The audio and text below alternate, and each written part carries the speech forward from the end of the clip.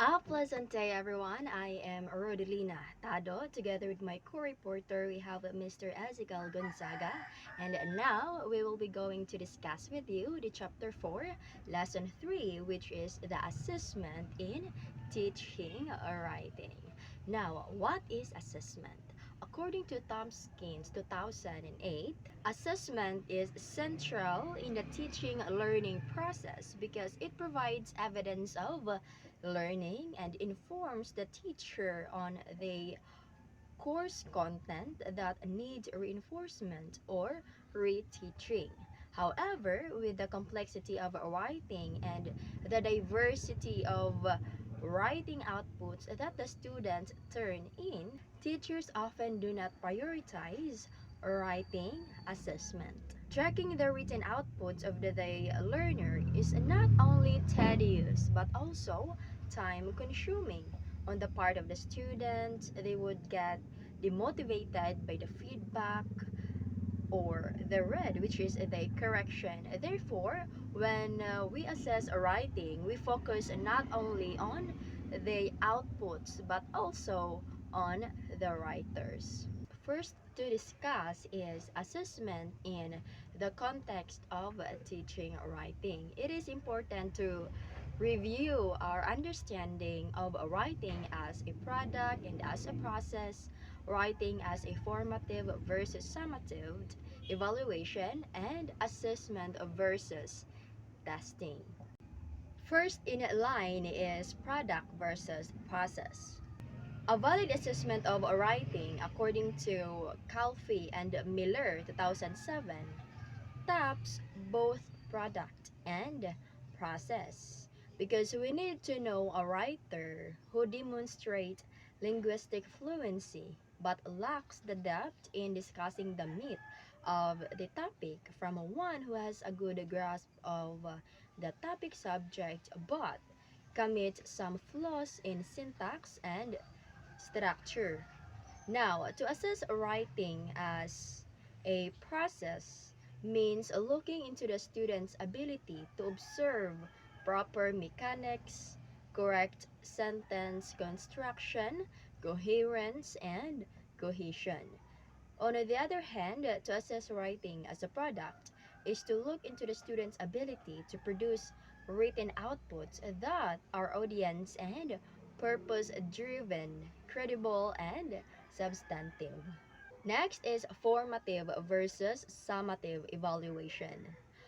A formative evaluation monitors students' progress and is often informal and qualitative. On the other hand, summative evaluation gauges or measure the student's level of competence vis-a-vis a mandated or expected standard.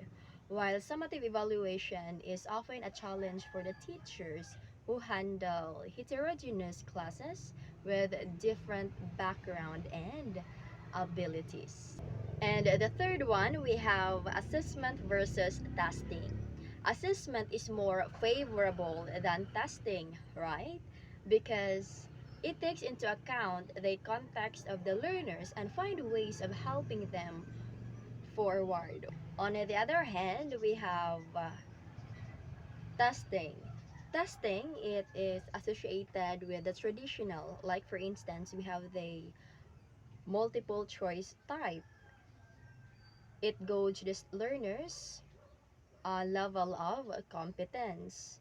Testing may not be ideal way of assessing writing, but it is a necessary skill to develop among learners who need to take standardized tests in their college admission or national assessment. So that is the difference between assessment versus testing. Writing assessment is important, right? Now, why is it important? What are the purposes of a writing assessment? Tomkins again provided 5 purposes of writing assessment. Number 1, it reflects the student's growth as a writer. The second one, it informs the students and parents about their achievements. And the third one, it guides writing instruction. Fourth, substantiate the grade level standard met by the learner. And lastly, it evaluate the effectiveness of the instructional program. So those are the purposes of writing assessment. Now, how to assess writing? Writing as a process is recursive, and so as such assessment is best done in every stage of the process. To instill the basic strategy of plan, draft, revise, edit, teachers need to monitor their performance and give feedback before they give the graded assessment. Now, according to Clark 2010, feedback is a monitoring dialogue that helps the learner's repeated attempts to be articulate. Making of pupils' written work should be positive, encouraging, and indicative of future steps. In correcting student errors, we need to make them understand the implications of their mistakes and balance it with feedback on the positive achievements of the piece. Whale 2015 classified the types of feedback that we can offer to our student writers. So number one, we have written comments. So written comments, this is the most commonly used feedback mechanism where teachers write their corrections either on the text using symbols for editing or indicate comments on the margins of the student's paper. This is helpful in correcting on the spot their errors committed by the learners. However, it can be time consuming for the teachers and at the same time intimidating for the students. The second one type of feedback is individual conference. This type of feedback is useful for process writing where teachers have to assess students' writers in every stage of the writing process. The conference is usually focused on the student's ability to comply with a given task. Example, choosing a topic and narrowing the focus, ensuring that developing ideas support the topic statement. This requires the student's ability to listen and take notes of the comments in their writing journal, otherwise, they would not get the feedback correctly. The third one, we have the recorded feedback. This is an alternative conferencing, especially if the class is big and individual conferencing would not be viable. Now the teacher will check the outputs and audio record her comments to the students for the students to listen and follow. But in places where technology is scarce or unavailable, this does not work. Other assessment strategies that may work in the writing classroom would include the observation, collection of writing samples, keeping records, and writing checklist. First, we have is observation. Observation can be used in monitoring the learner's writing habits, problems in executing the process, interaction with peers during collaboration or peer writing activity. The second one, we have the collection of writing samples. Collection of writing samples can be done by the teacher or the students themselves. Posting writing examples on the wall is affirming for the learners. However, it would be best if the teachers or if the learners themselves collected their written outputs in a portfolio.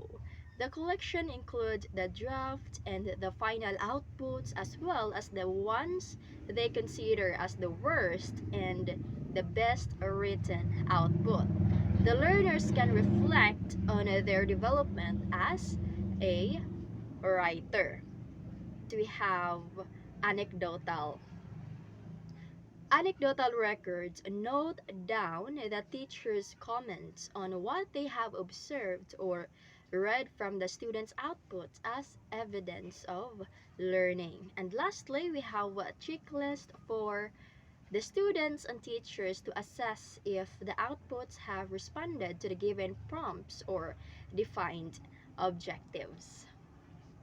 In the context of the Philippine classroom, where teachers handle big classes with learners coming from diverse backgrounds and levels of competence, they need to employ strategies that could lighten the heavy task of assessing writing.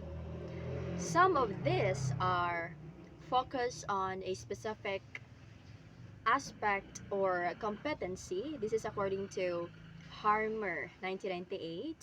And the second one, agree on the list of written symbols. First is focus on a specific aspect or competency. This strategy that adheres to the principles of less is more requires the teacher to orient the students on the target competencies that the writing program or activity aims to achieve. Since it is impossible to correct all aspects of fluency simultaneously, the teachers and students can agree to focus on vocabulary, spelling, and mechanics or subject-verb agreement on the next. If if it is a big task, linguistic focus can be coupled with one stage of the process at a time. The second strategy is agree on the list of written symbols. As the teacher focuses on the specific aspect of competency, they also can tell the students the codes used in correcting the errors for beginner and intermediate learners. So here are the following codes that can be used in correcting the errors. We have the SP, it indicates about spelling error. We have the WO, error in word order. We have the P, punctuation error or problem, and etc. This is the end of my report. Once again, this is Rodelina Tado, and I will give the next exposure to our next reporter. Ezekiel Gonzaga, it's your turn. Good day, everyone. I am Exil Gonzaga, and I will discuss with you the second part of Chapter 4, Lesson 3, which is Assessment in Teaching Writing. As Ms. Rutilina Tado have already discussed with you or introduced with you this lesson. And in continuation, we are going to start with when to assess writing. So when are we going to assess writing? We're going to assess writing, being more concerned with the formative assessment of the students to monitor their progress. Written outputs should not be stuck, but must have a timely feedback for us to allow the students to reflect on what to avoid, clarify the comments and suggestions for improvement. Next, we have how to grade written outputs. For linguistic competence, the score will be taken directly from the test. But for monitoring students' progress in learning the writing process, teachers can use rubrics. The following are the essential criteria for written outputs by Calvi and Miller, 2007. First one, we have idea, which is the student's knowledge. Second one, organization, which means the logical organization and presentation pattern. The third one, voice, which is the ability to surface their point of view or personality as a writer. The fourth one, sentence, which is the writer's fluency in observing lexical and syntactical structure. The fifth one, convention, which is the mastery of grammar, spelling, and mechanics. And the last one, we have presentation as the overall style. Now we have two types of rubrics that we can use. We have here the holistic rubric and the trait or analytic rubric. But however, we are not going to discuss every information about these rubrics, as I believe I have already discussed with you the information details about these rubrics in the previous semester. So what we're going to discuss are the important details in, included in the lesson, which are here. For example, the first example given in holistic rubrics, we have the target competency. So target competency description should or refers to what you are going to assess. So it should be stated here. The target competency should be stated here. That refers to what you are going to assess. Then the following that we have the invalid form, the scale, which is in from the top in descending order. We have the highest level as above average, followed by sufficient, then developing, and lastly, the needs of improvement. So each of this level of achievement should have its description. So this level of the description in each level of achievement identifies the details of what it means to be in that level that the students should meet. Now we are going to use this scale, the description, to rate the students' paper if they meet the descriptions in above average. So we are going to rate them with above average and so on with the scale. Now, in the second example, holistic rubrics in assessing students' research paper. Unlike the first one that uses scale, this one uses criteria to grade the student's output. So in each of the criterion, or in the criteria include content of the paper, written style, format, and lastly the reference and citation. So each of these criterion should be followed by the description that contains the details that should be met. So we are going to give score to the students' output based on how much they have or based on how much they meet or how much of the description they meet in each of these criterion. So that's it for the holistic rubric. Next, we have grade rubrics.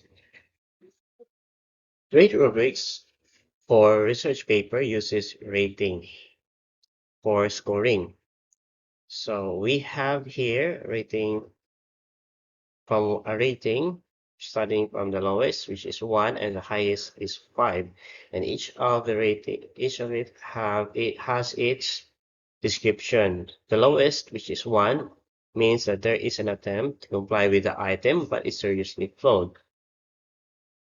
With a rating of 2, it means that there is about 30% compliance of the item, and with a rating of 3, it means that there is about 60% compliance of the item. With a rating of 4, it means that the item is evident but not consistent in all the chapters of the paper. And lastly, the highest rating, which is 5, the item is excellent. It means that the item is excellently evident in the whole paper.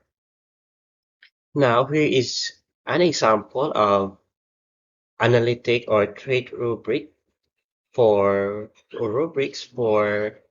a research paper. as you can see here, on the left side, we have the categories or criterias, which are problem definition, content substance, organization, format, and mechanics. Under it are the items which we are going to rate, starting from the lowest, which is 1, and the highest is up to the highest, which is 5.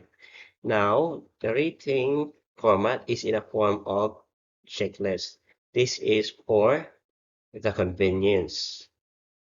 Now, as we are done with the discussion, let us have our activity 1, which is construct and correct directions. This activity will be divided in 2 sets. The first set is paragraph construction, and the second set is proofreading. 5 representatives from 2 groups will compete against each other for a total of 5 rounds. Each player from the groups will compete to construct a sentence or phrase every round. However, they must follow a word pattern that will be arranged by one of them using the 8 parts of speech. Now, in the second set, the same pair will proofread each other's work using proofreading marks which have been discussed by Miss Tado. Miss Tado, the group with less errors will win. Now, as we are done with this activity, let's go with the second activity, paragraph correction. So in this activity, directions, read the paragraphs below and identify the errors using proofreading marks.